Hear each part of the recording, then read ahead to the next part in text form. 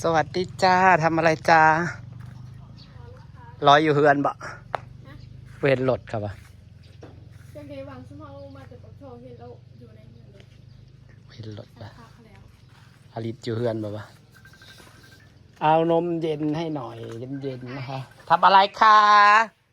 มาหากินอะไรเย็นๆพูดว่าฮ้อนมื้อนี้นะเฮ้ยเฮ็ดหยังสวัสดีเด้อเราสบายดีที่คาเฟ่บอกให้แต่งคาเฟ่แต่งคาเฟ่ก็ไม่ยอมแต่ง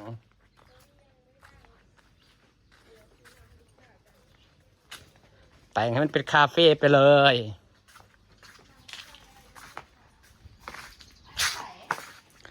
มาแต่ทรงสการก็เลยแวะมาเล่นแน่มื่อนี้เราต้องห้อนกว่าเสมอมีความรู้สึกว่าใช่ออกแบบว่าออกอายห้อนเอาห้อนแบบห้อนบุบปากเลยกันเอาอยู่เงินอยู่บนพันลมกับมันออกอายห้อนเลยอ่ะสวัสดีค่ะมหาสาวันค่ะสาวันทำอะไรคะไม่แล้วดอกก็เลยสีสูงมองกินสาวันทำอะไรคะขายดีเบยกาพ่อได้ขายอยู่จ้าเรื่อยขอสูตรเนี่ยเพื่อได้ขาย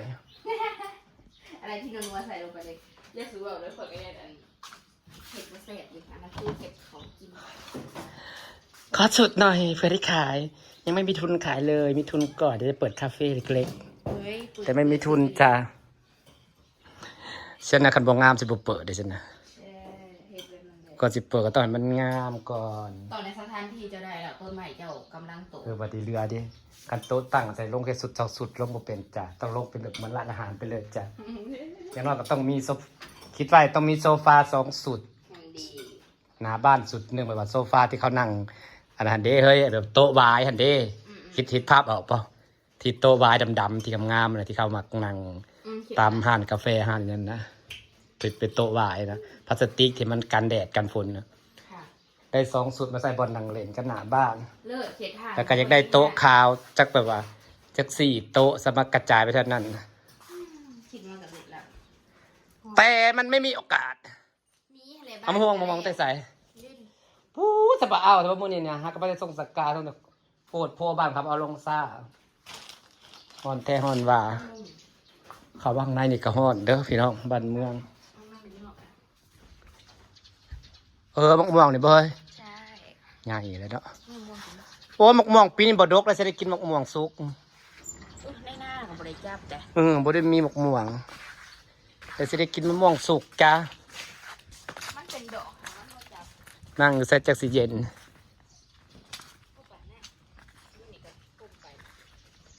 เย็นหรือเปล่าเย็นแล้วก็สีแดดสองแบบเป็นผมบางๆนะใบใหม่ท่านเด็กปุ่งได้กินสิ่งต่างๆเลย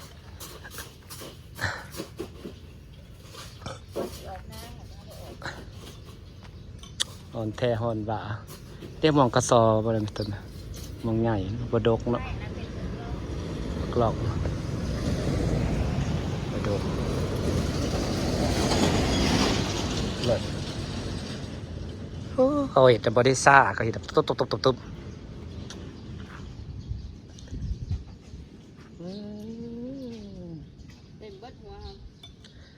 ฉันบอกว่าผ่าแสลงนะม้วนละ650 เมตรนะคันคายเป็นเม็ดนะเม็ดละเท่าไรเองบอดี้แพงไหนนี่ขังเลยไว้เม็ดเท่าไรผ่าแสลงบอดี้แพงไหนเม็ดเท่าไรเม็ด25 บาทซอยได้หลายเติบอยู่ได้เพราะผ่าแสลงมันกว้างเนาะ6 เมตรเนี่ยครับกว้างมัน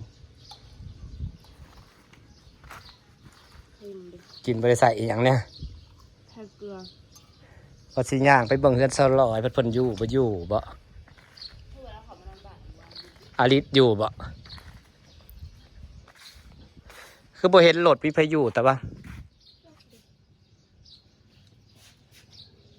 เพิ่นก็สิปิดไว้เฮือนเพิ่นมีเพิ่นอยู่นะลองเข้ามาเราอยู่แล้วกัน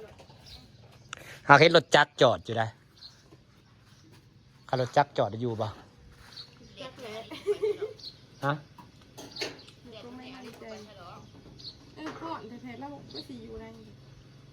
รถใหญ่นะไปเห็นแต่รถจักรทำความสะอาด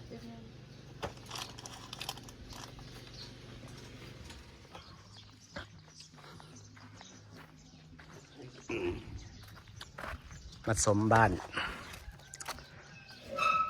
ใครอยู่ไหมคะ โอ๊ยตูจะขึ้นแน่นแท้ไปไหนอาริสไปไหนเอ่ย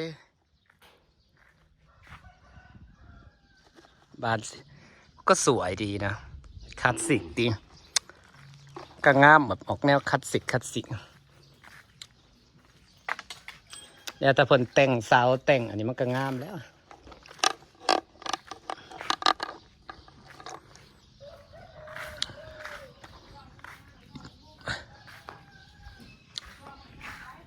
มาสมบ้าน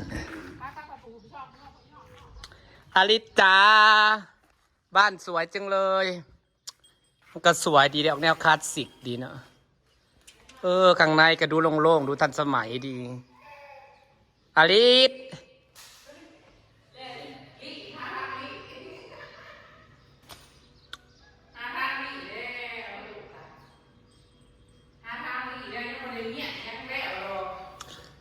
มันก็สวยเลยพอไพ่แบบมันโบงามมันหลวงงามก็ดอกมันออกเป็นแนวแบบแนวคลาสสิกแนวมันงามดีละขัดตีเพดานนี่ก็สีงามนี่นะตะเอว้ายอยากบัดจัดได้จะ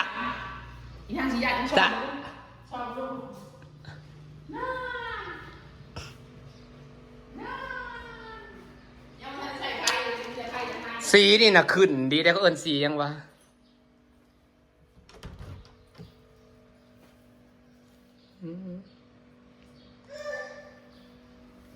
เห็ดห้องนอนได้เสือได้นี่ติดแอร์สั่นสิเย็นว่างามประตูได้เด็ดเท่าไหร่วะก่อนคอยหาซื้อยักเหงาเลยเขาซื้อใช่ปะ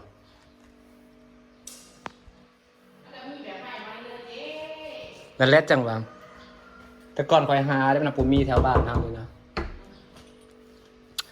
แต่งามสำนี่แหละมันหลดงามก็ดอกเป็นโล่งๆงามสีกับงามมันเป็นแบบคนเนี้ยเขาบริแต่งข้างหน้ากันลองแต่งเสาข้างหน้ามันกว่าคนเนี้ยมันได้แต่งงามแต่ความเป็นโล่งๆงามดีผู้แรกเป็นเขาตีเพดานกับผู้ปกสูงเว้ยเขาตีเพดานผู้ปกสูงงามหน้าต่างก็งามดีแล้วแพ่มันบอกงามนี่กันเขาแต่งมันแบบมันโล่งไปเบิดแนวมันก็โล่งแล้วเนาะสบายหูสบายตาเจ้าบอกเป็นตะยูได้หักสูงทำไงนะคนเนี้ยทรงเฮือนมันสูงแต่งเสาพี่สีงามที่จริงนะคันบ่อนจอดรถได้เป็นทรงเดียวกันนะงามป้าตะกวางเนาะวัดเห็ดแล้วแต่คือกวางจะมันจะส่งสกาแล้วเลยแบบมันเล่นเลยเตือนได้มาเลยค่อยว่างามแต่มันออกเนี่ยแบบแปลกตาดีไปเนี่ยหักสร้างเขาก็เห็นโอเคได้สร้างเลยนะแต่มันแต่งงามเลยแต่งเสาหนา3 เสานี่สีงามแบบนี้มันเป็นโล่งเราจะบอกคือวันนี้ไปสักกะโล่งไปเบิร์ดเขาจะแบบโล่งหูโล่งตาจะบอกได้บอกถือเป็นโล่งแบบหน้าบ้านกะโล่งนั้นมันสูงเนาะแต่ก่อนอันเก่ามันเตี้ยวันนี้อันนี้มันสูงขักสูงแน่เรียบร้อยโล่งไปเบิร์ดหน้าต่างกระสูงเขาก็เห็ดให้ได้งามซ้ำนี่แหละคนแนวเฮือนเฮือนเก่าปัดมันพื้นบ่ได้ทรงหันหน้าบ่แล้วล่ะก็ได้เฮือนเก่าปัดพื้นมันบ่ได้ระดับ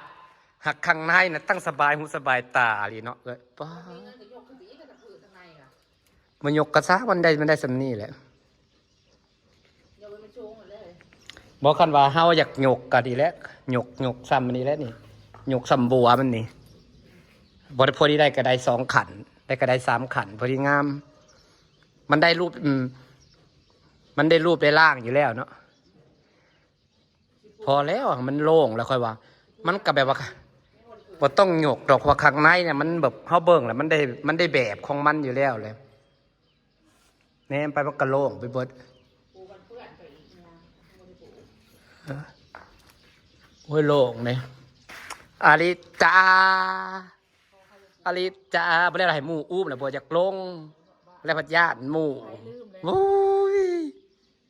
ญาติหมู่ เรื่องป้าแล้วบ่ลูก อืม ย่าเนี่ยบ่ย่าเนี่ย แล้วพัดญาติหมู่